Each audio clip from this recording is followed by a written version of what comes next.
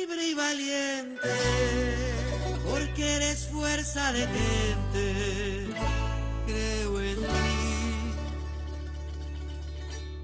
Porque eres madre y montaña, porque eres agua y mañana, creo en ti. Porque te he visto solita luchar contra canallas, creo en ti. Porque la patria nos llama, por tu bandera y tu flama, yo creo en ti. Y digan lo que me digan, llegó la hora del pueblo y creo en ti. Pero yo creo en ti, porque estas manos no se venden, aquí hay un pueblo que lo entiende, porque esta vez es diferente, creo en ti, y creo en ti, pero yo creo en ti, porque el Perú se lo merece, iremos juntos al futuro y venceremos.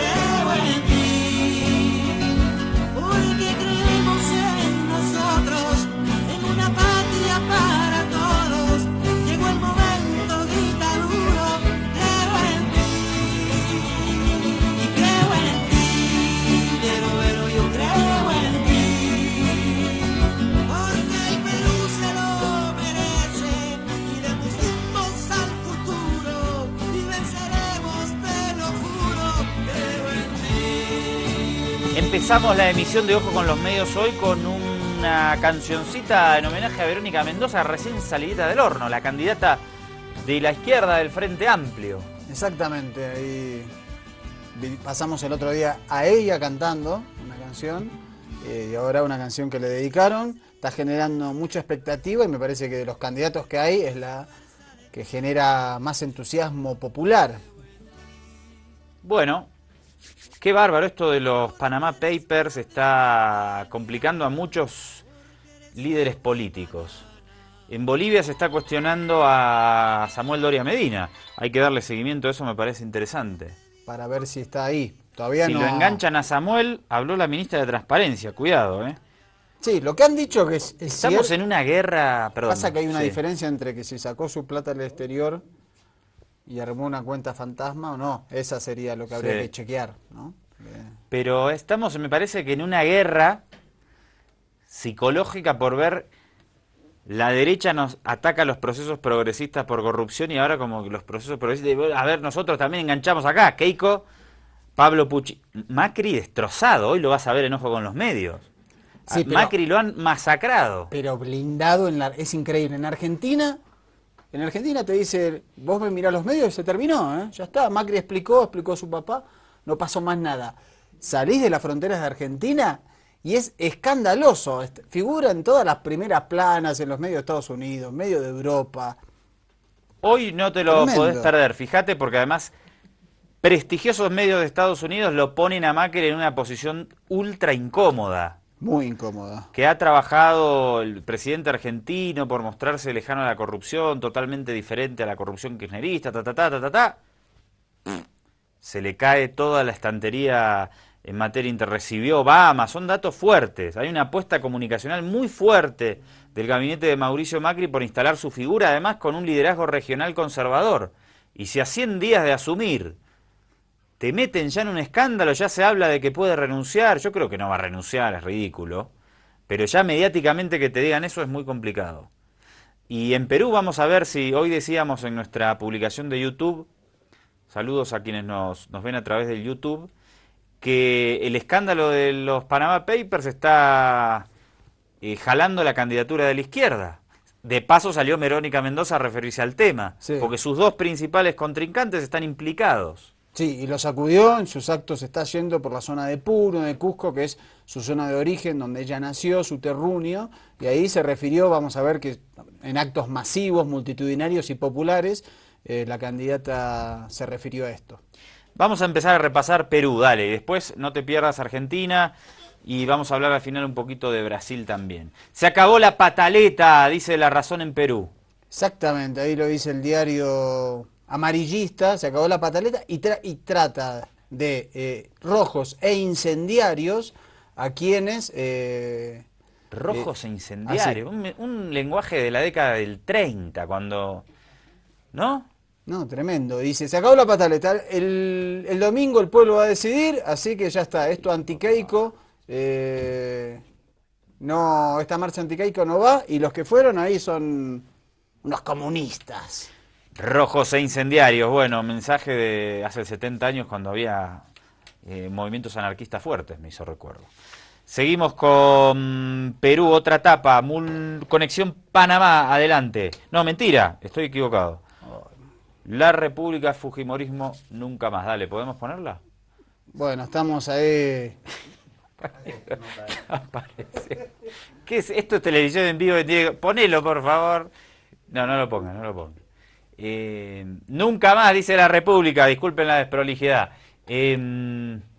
Ayer, en referencia a la marcha del antifujimorismo en las calles de Lima. ¿Multitudinaria o no? Sí, multitudinaria. Vemos ahí, esta es la Plaza San Martín. Quien conoce la Plaza Central de Lima sabrá que es enorme, es rectangular y ocupa 2 o 3 cuadras, y además había en los alrededores mucha gente. Es decir, evidentemente el fujimorismo es el partido que tiene una base más fuerte, podemos decir un 30%, pero el antifujimorismo también es fuertísimo y hay que ver cómo opera este domingo.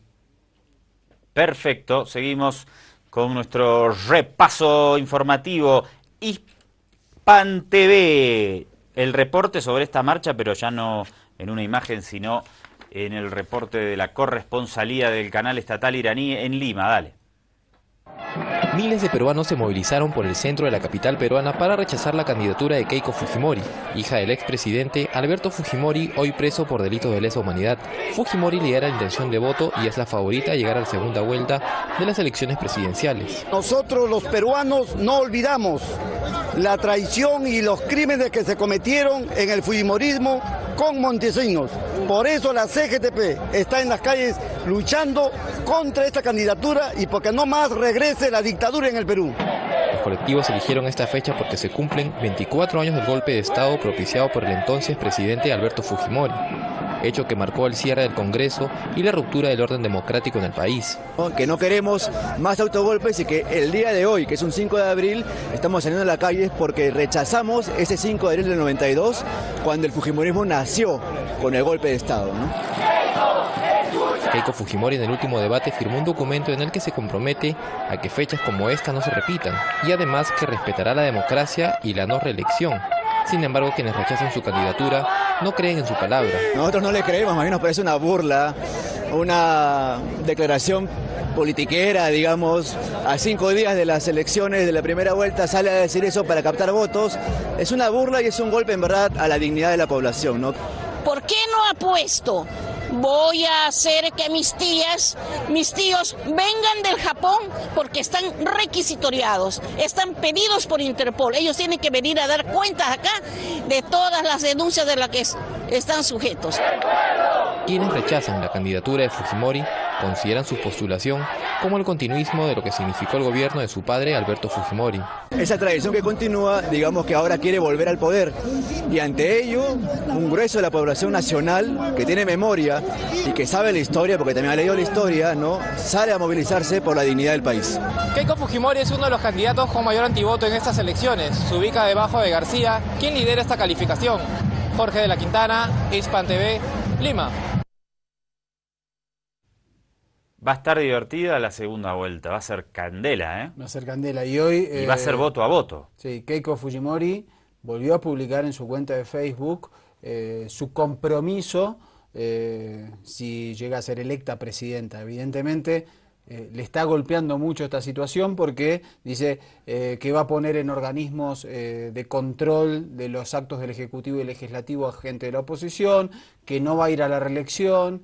y dice... Está muy a la defensiva. Muy a la defensiva. Y cierra diciendo 5 de abril, nunca más. Está, evidentemente, y no va a haber encuestas esta semana, por lo cual no vamos a poder medir cómo ha afectado a Keiko Fujimori y a Kuczynski, primero y segundo en las encuestas, cómo van, han sido afectados a los Panama Papers. Así que veremos qué pasa. Ahí está el caso de los Panama Papers en pantalla. Perú 21 dice, conexión Panamá. Se mete de lleno, justo le salió en la semana a Keiko y el Kuczynski se debe querer. No, y aparte, bueno, justo la Fiscalía de Lavados de Activos abrió investigación. Así que están complicados.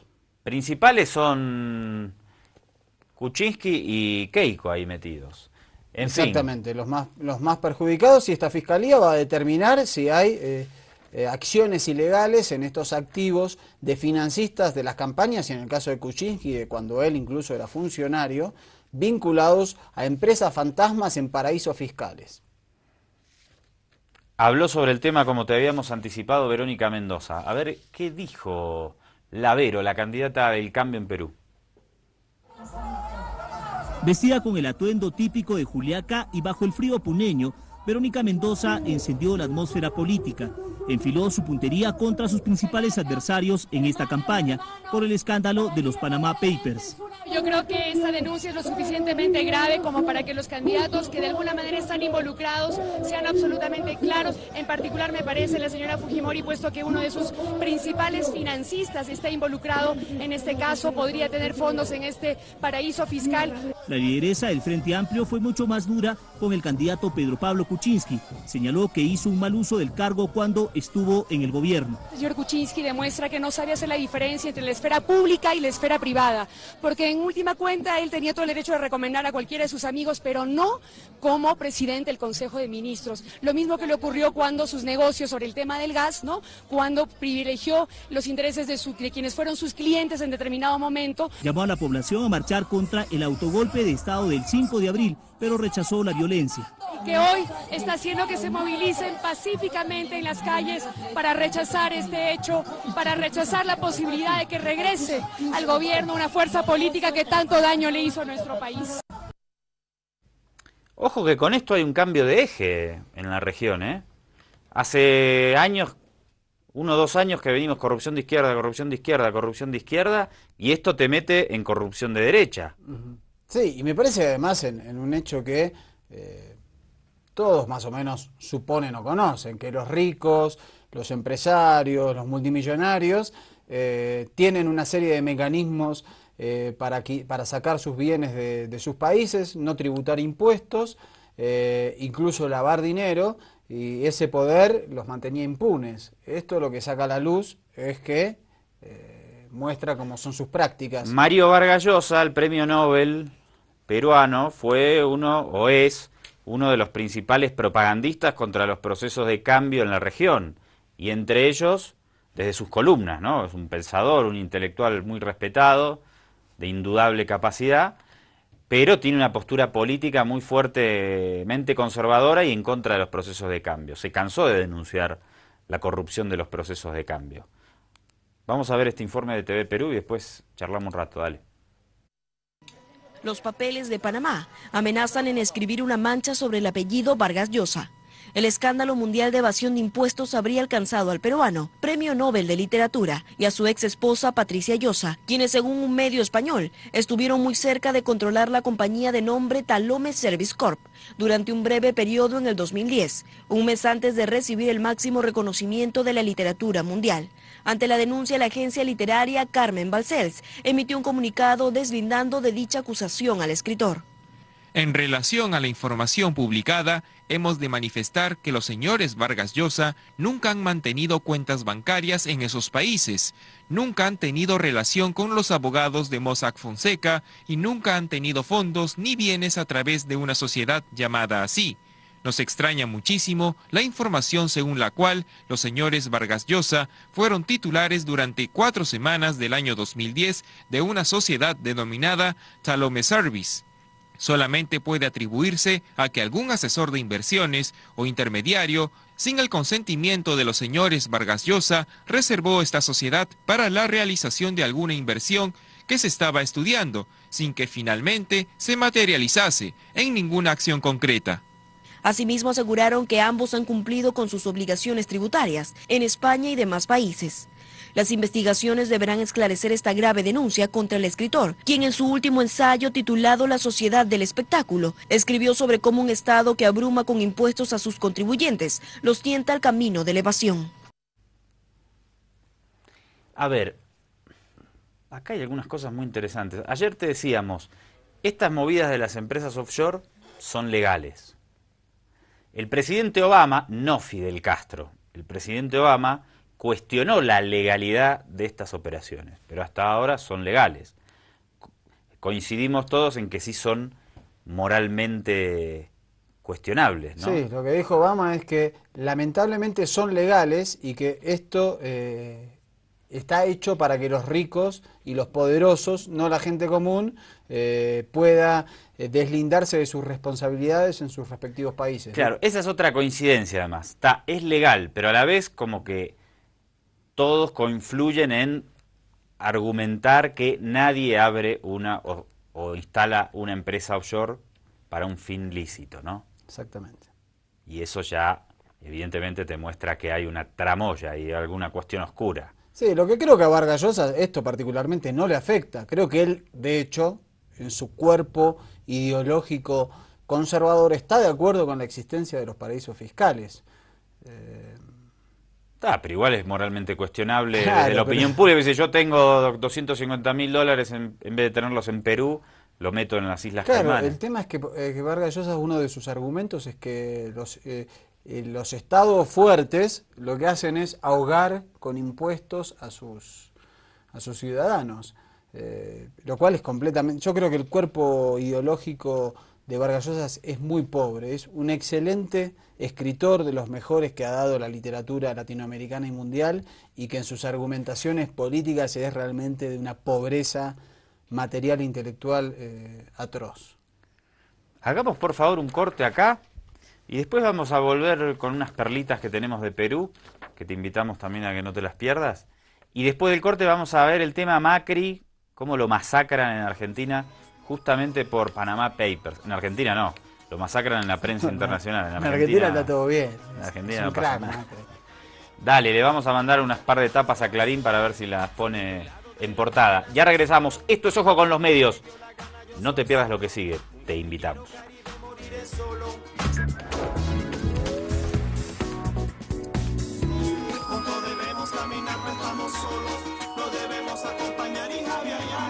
Ya vamos a hablar de Macri, Argentina, Panama Papers, pero no me quedé con las ganas de mostrar un material de Perú, doctor. Sí, vamos a ver un spot muy particular de una de las candidatas al Congreso por el Frente Amplio. Me parece que es una demostración de la amplitud que tiene este frente y los candidatos que presenta. A ver, dale. Soy Ángela Villón Bustamante, voy con el número 19 por el Frente Amplio. Soy la representante de las trabajadoras sexuales y estamos apostando por tener una representación en el Congreso, por una justicia e inclusión para todos, incluyéndonos a nosotras. Así que les invito a votar por Verónica Mendoza y por mí. Voy por el número 19, Ángela Villón, una puta decente que hará del Congreso un burdel respetable. Buenísimo. ¿Que hará del Congreso no terminó? un burdel decente, un buen burdel. Eso sí que dudo que lo pueda lograr.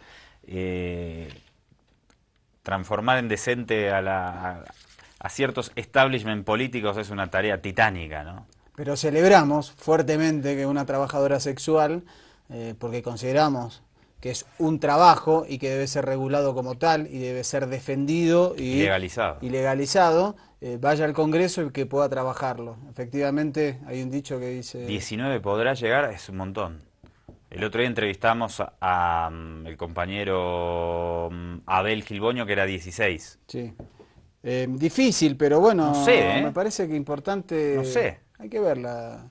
Hay que ver. Hay que ver cuál es el porcentaje. De todas maneras, También cambiaría mucho la situación si ahí, digamos, en segunda vuelta Verónica Mendoza accede al poder, porque hay muchísimos cuadros, también van a empezar a ocupar puestos en el gobierno. Pero ya de por sí me parece que es un cambio cultural muy interesante. Imagínese, ¿se acuerda cuando mostramos que en España llegaban los nuevos diputados de Podemos y el establishment se indignaba porque llegaban en jeans, en camisa? Hay uno que tiene rastas. Imagínese si llega una trabajadora sexual al Congreso en Perú. En España sería el rey, algo haría. Sería espectacular. Ojalá que sí. Donde debería haber, y me extraña que no, es en el Uruguay, porque Uruguay es prácticamente el único país del mundo donde está legalizado el trabajo sexual. ¿En Argentina no hay? No. No. Bueno, pasamos a los apoyos internacionales que está cosechando Verónica Mendoza, obviamente en el campo progresista. Míralos.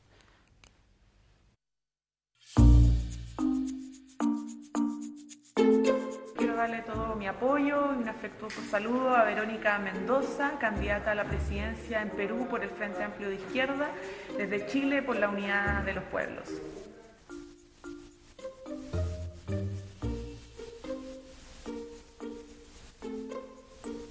Si yo estuviera en Perú, votaría por Vero Mendoza. Si estuviera en Perú para estas elecciones, votaría a Verónica Mendoza. Va un abrazo bien grande. Vamos que se puede. Desde Colombia queremos enviarle un afectuoso saludo a la campaña presidencial de Verónica Mendoza, quien es la candidata del Frente Amplio del Perú y quien recoge, entre otras cosas, los sentires y las necesidades del pueblo peruano. Hace tiempo que Perú le estaba esperando, porque Perú merece una mujer valiente, porque Perú merece lo mejor. Si yo fuera peruana, votaría por Vero Mendoza en estas elecciones. Si fuera peruana, votaría por Verónica Mendoza, por la justicia social para el Perú. Aquí en Bolivia seguimos con ilusión la candidatura del Frente Amplio. Si yo estuviera en Perú, votaría por Vero Mendoza. Vamos que se puede. Desde Bolivia observamos con esperanza lo que acontece en Perú. Y si yo estuviera en Perú, votaría por Vero Mendoza. Claro que se puede. Quiero aprovechar esta oportunidad para manifestar el orgullo que sentimos las juventudes latinoamericanas porque ustedes hayan decidido que Verónica Mendoza nos represente como una candidata joven, con fuerza y con futuro, para construir esa sociedad tan justa que necesitamos los latinoamericanos. Como decimos aquí, la única lucha que se pierde es la que se abandona. Fuerza Verónica, estamos contigo, los cambios son necesarios. En particular, para el desafío que tienen ustedes en materia electoral en los próximos días, quería comentarles acerca de una candidata que sí cree en la educación pública gratuita y de calidad para todos, que es Verónica Mendoza. No solo eso, sino también que entiende el desafío de unas relaciones vecinales orientadas a la integración y no hacia el conflicto y hacia los problemas. Si tuviera que elegir en Perú, votaría por Verónica Mendoza. Vamos que se puede. Este domingo vamos a estar muy atentos al Perú. Si yo fuera peruano, votaría por Vero Mendoza. Mucha fuerza, compañera. Claro que podemos. Muy bueno, ¿eh? Y además, pesos pesados. Hablamos de diputados, de vicepresidentes, de líderes políticos, líderes sociales del Ecuador, de Colombia, de España, aquí de Bolivia veíamos, de Chile, del Uruguay, fuerte. Muy bueno lo que se abre el panorama político si entra Verónica Mendoza finalmente a la segunda vuelta, al balotaje. Todo parecería indicar que puede suceder, aunque tampoco está asegurado ni mucho menos. Vamos a estar atentos a lo que suceda el domingo en las elecciones en Perú y la cobertura del lunes aquí en Ojo con los Medios.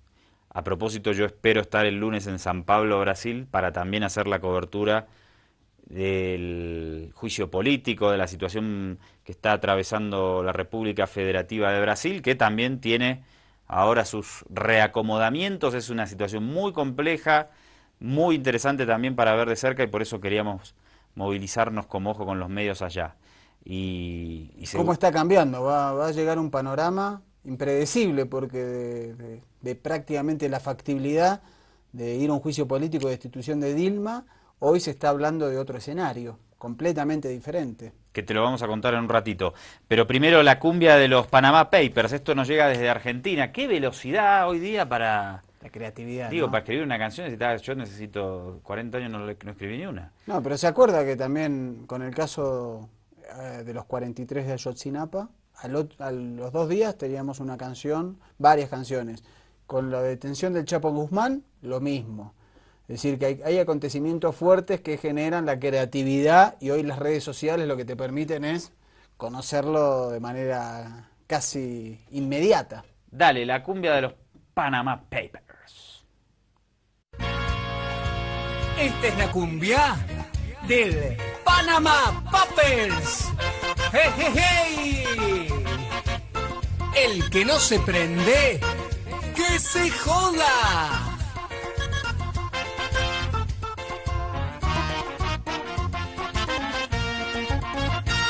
Les voy a contar la historia del lavado de dinero que se hace en Panamá, porque es un paraíso fiscal. Muchas personalidades de guante blanco y de lampa invierten algunos mangos que limpitos quedarán. Injustamente nos han involucrado a Mauricio, pero no es verdad. Panama Papers, Panama Papers, qué lindo escándalo que se armó.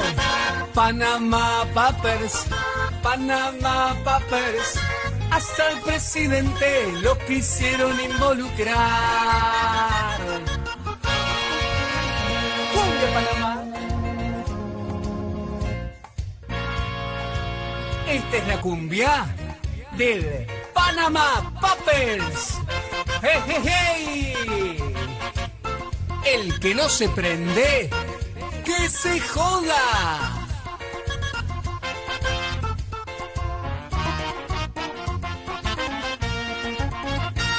Les voy a contar la historia del lavado de dinero que se hace en Panamá, porque es un paraíso fiscal. Se nota que la hicieron rápido. Sí, sí, sí.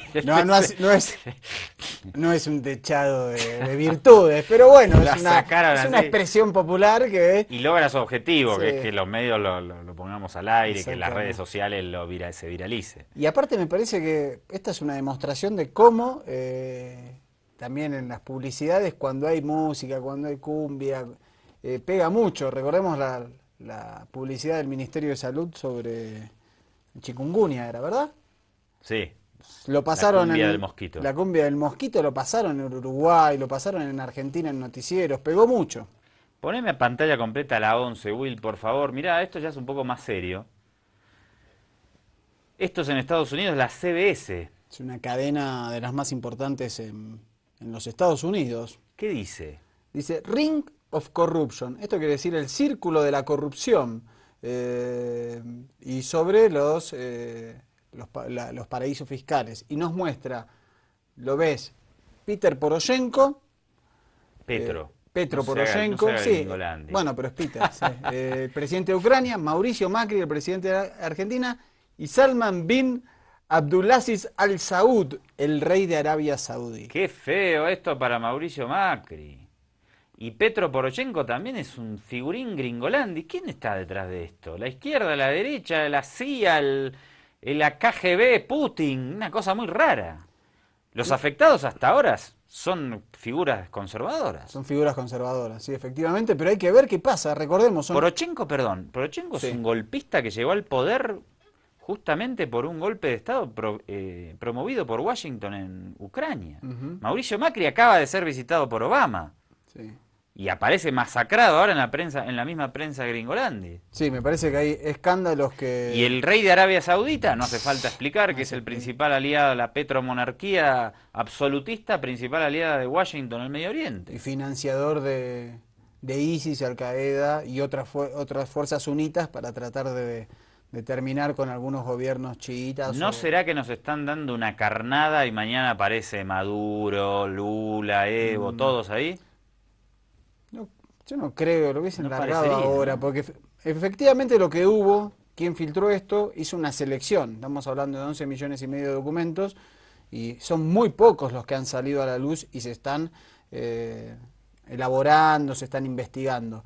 Veremos qué pasa. Yo creo que tienen que hacer como Wikileaks, que es liberar la totalidad, ponerlo en una página web y vos lo buscás como haces con Wikileaks, por país, por buscador, por personas, etcétera. Eso me parece sería lo más importante, porque hasta ahora hay países como Estados Unidos, Alemania, Israel, que están en blanco, no tienen nadie involucrado y obviamente eso es imposible. Te digo que si llega a aparecer Samuel Doria Medina en este escándalo, está al horno con papas fritas, ¿eh? No estamos diciendo que esté, No, pero sí. ya hay una investigación. Hay una investigación. A ver cómo en lo curso. maneja el gobierno. Lo que dicen hasta el momento es, de lo que se ha filtrado, es que hay 95 empresas bolivianas vinculadas, con 8 beneficiarios. No ha trascendido los nombres, parece que no son figuras de renombre público. Veremos. Yo creo que Bolivia no debe tener muchos nombres, incluso por su... Y 95 ahí pueden haber muchos. No, pero a lo que me refiero es que en relación a otros países, donde los multimillonarios y los millonarios se cuentan por cientos de miles, Bolivia no son tantos. Esto es generar una práctica que la realizan personas de alto poder adquisitivo. No me va a decir usted que Samuel Doria Medina tiene menos capital que uno de los ministros, por ejemplo, de Mauricio Macri, que aparece. No, pero yo no dije eso. Yo lo que dije es, por la cantidad de ricos que hay en Bolivia, la lista va a ser mucho más corta, entonces es mucho más fácil que salte a la luz que, por ejemplo, en China, que hoy es el país que tiene más millonarios en el mundo. Mirá lo que viene a continuación, un web de apuestas. ¿Esto dónde es? Esto en Estados Unidos se llama... No vemos nada, vamos a levantarnos para ver. Sácame, que vamos a acercarnos. Vamos a acercarnos para leer. Es el Paddy Tower Sport. Aparte esto es para apuestas deportivas. Pero agarró... Esto es un delirio, Mariano. Y agarró y dijo, vamos a ver, de acuerdo a los papeles de Panamá, quiénes pueden ser los presidentes que tienen más posibilidades de renunciar. Y el que aparece primero y segundo es Mauricio Macri y Petro Poroshenko, que da 8-1 las apuestas porque caiga. Pero qué raro. David Cameron 20-1, François Hollande 33-1, Vladimir Putin 33-1. Pero ¿y por qué un sitio de apuestas de deporte se mete en esto? Es muy raro. Es porque apostás todo. Dijo, hoy me parece que la gente quiere apostar más. Angela Merkel 66-1. Sí, Cipras, mirá. Barack Obama 60. Obama 81. Pero si ellos no están nombrados. Pero igual es un sitio de apuestas. Vos apostás. Obviamente el que menos te paga es si le apostás a Macri. Si apostás un peso y Macri renuncia, te da 8 bolivianos. Si le apostás a Barack Obama, apostás un boliviano, te da 66. Si acertás, ¿no? Obviamente. Qué extraño esto. Esto se divulgó mucho por las redes hoy. Sí, no tanto, no fue muy divulgado, pero bueno, algunos sitios lo sacaron, sobre todo en Argentina. Obviamente, sitios completamente hoy marginales en la República Argentina.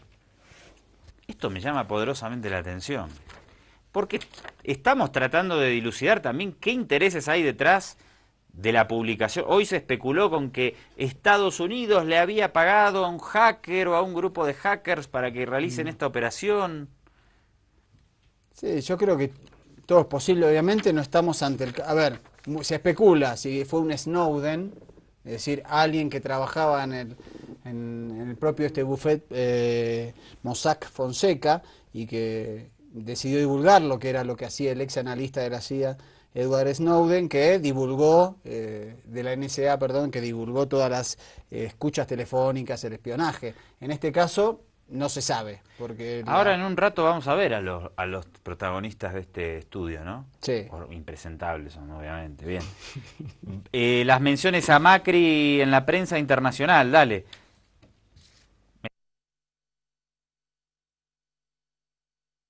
Maurício Macri esclareça uma suposta ligação a um paraíso fiscal revelada pelo vazamento dos chamados Panama Papers. Entre os mencionados são o presidente da Argentina, Maurício Macri, the presidents of Ukraine and Argentina, and the king of Saudi Arabia.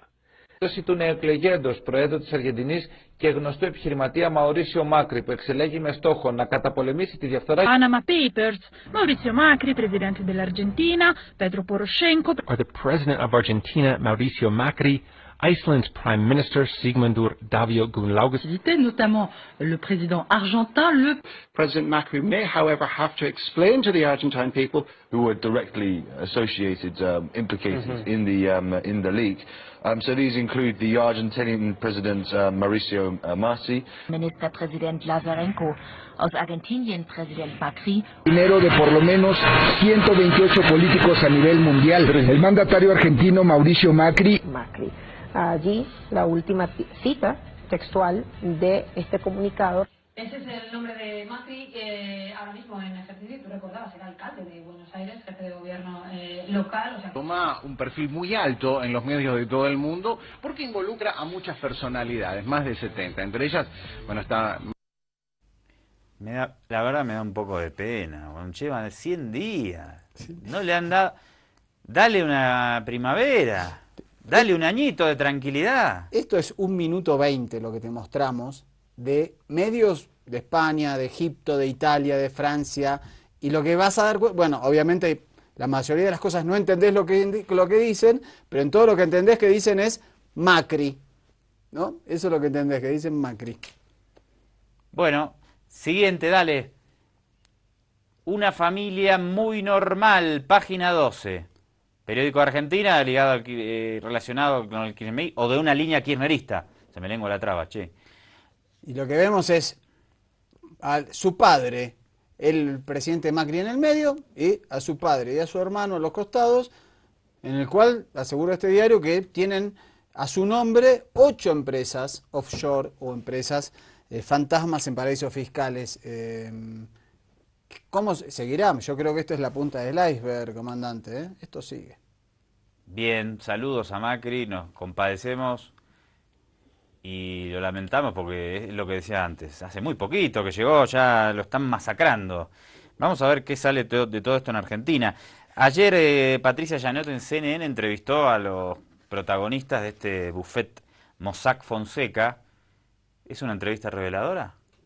Y a mí me parece que es reveladora en cuanto Estuvo bien. A la admisión de que, bueno, dicen que es legal todo lo que hacen, pero saben que...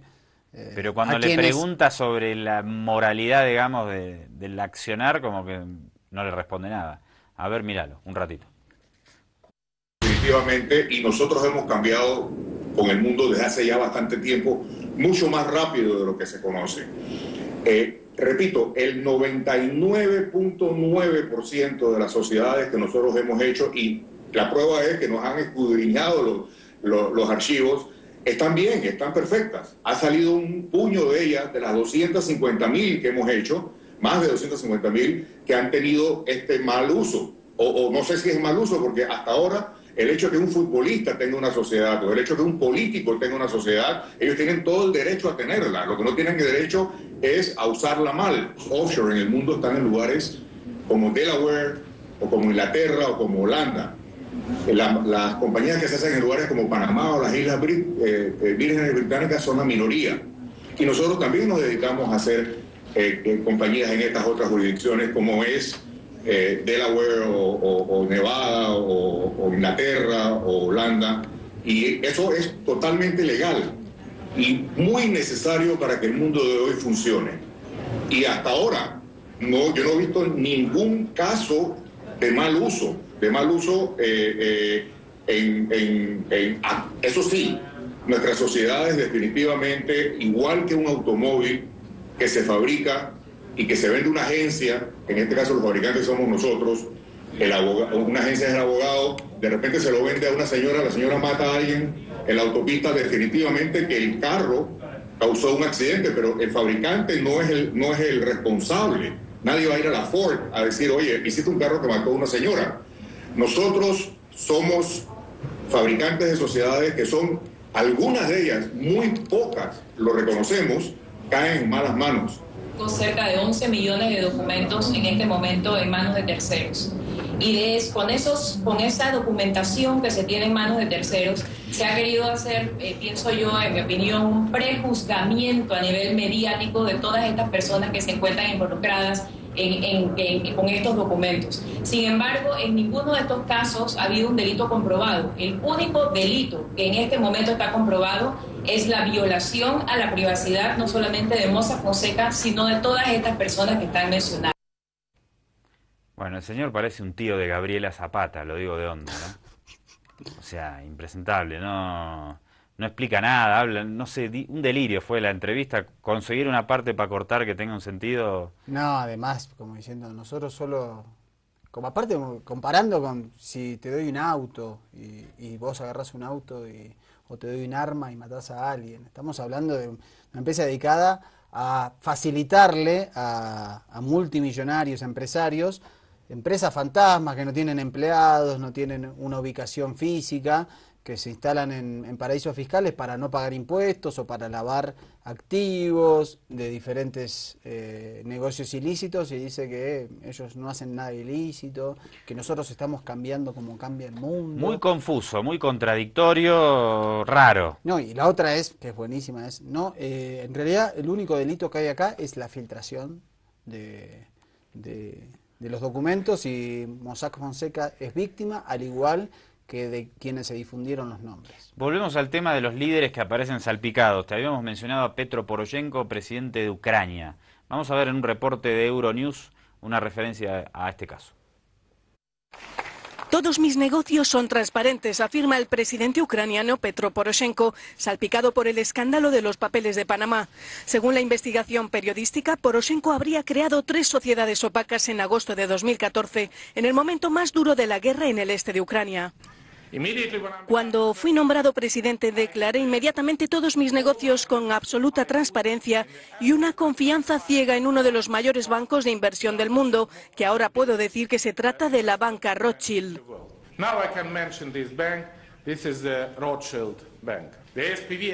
Crear una entidad instrumental era una práctica muy normal, no era una entidad secreta para evitar pagar impuestos en absoluto. La creación de dichas empresas registradas a mi nombre se publicó en los medios ucranianos. Esa empresa no estaba abriendo una cuenta bancaria, ni consiguió un centavo que procediera de Ucrania. El único propósito era ser transparente y separar los negocios del presidente de Ucrania de cualquier influencia política.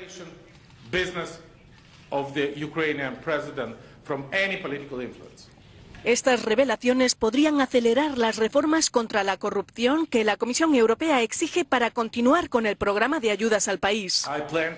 Tengo la intención de introducir importantes reformas que impidan la utilización de empresas extraterritoriales y cuentas opacas en el extranjero.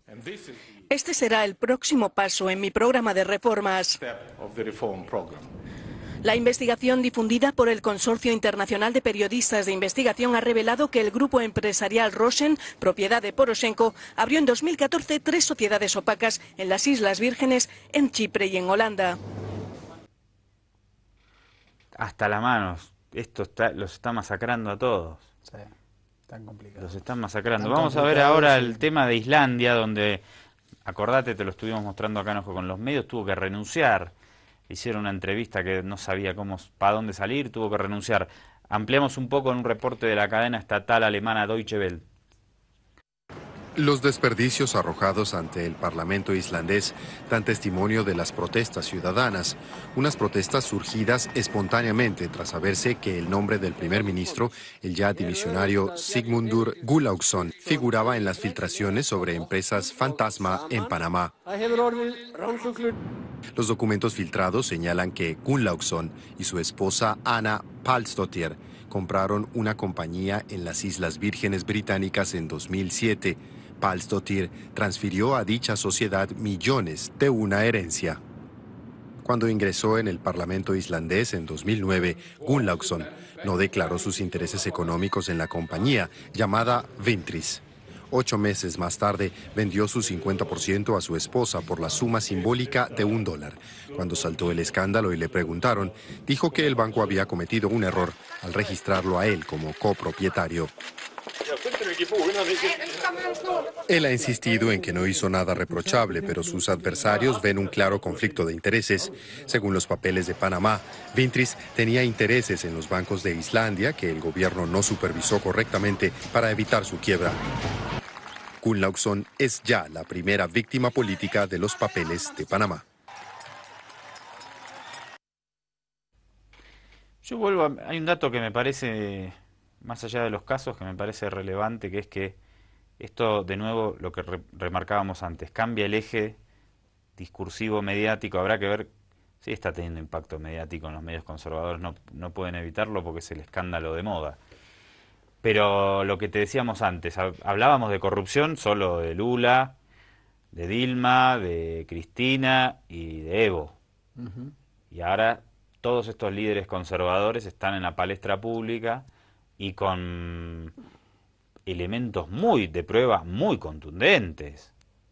Sí, muy pesadas, y me parece que eso va a cambiar efectivamente el eje.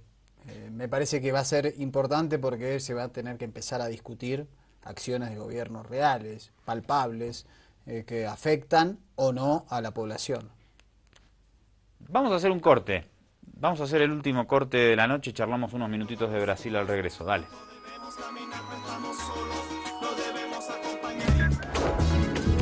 Brasil, hablamos un minutito de Brasil ahora, con esa portada de Brasil 247. Exactamente. Yes.